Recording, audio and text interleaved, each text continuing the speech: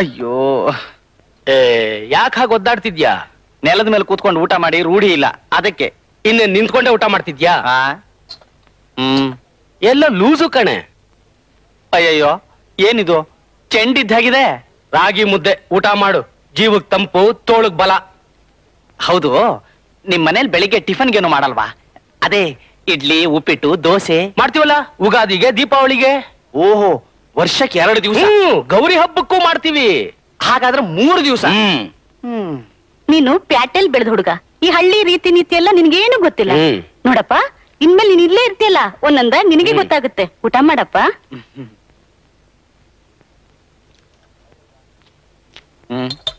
ಅಯ್ಯಯ್ಯ, ಏನಿದು ಉಪ್ಪು ಖಾರ ಏನೂ ಇಲ್ಲ? ಖಾರ ಬೇಕಾ? ತಗೋ. ಏನ್ ನೋಡ್ತಿದ್ಯಾ? ತಿನ್ನು. ತಿನ್ಲ?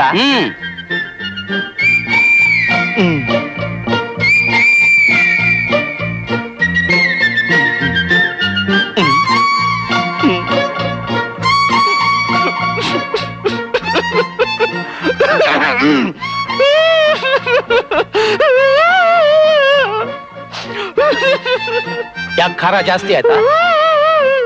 ನೀರ್ ಕುಡಿ. ಕುಡಿ.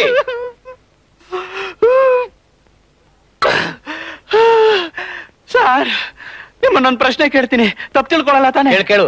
ಗೊತ್ತಿಲ್ಲದೆ ಇರೋದನ್ನ ಕೇಳಿ ತಿಳ್ಕೊಬೇಕು. ಅದಕ್ಕೆ ತಾನೇ ನೀನ್ ಇಲ್ಲಿಗೆ ಬಂದಿರೋದು. ಈ ಊರಲ್ಲೂ ವಾರಕ್ಕೆ 7 ದಿವಸ ತಾನೇ ಇರೋದು? ಹೌದೌದು, ಅದರಲ್ಲೇನು ವ್ಯತ್ಯಾಸ ಇಲ್ಲ. ಸದ್ಯ ಬದುಕ್ತು ಜೀವ.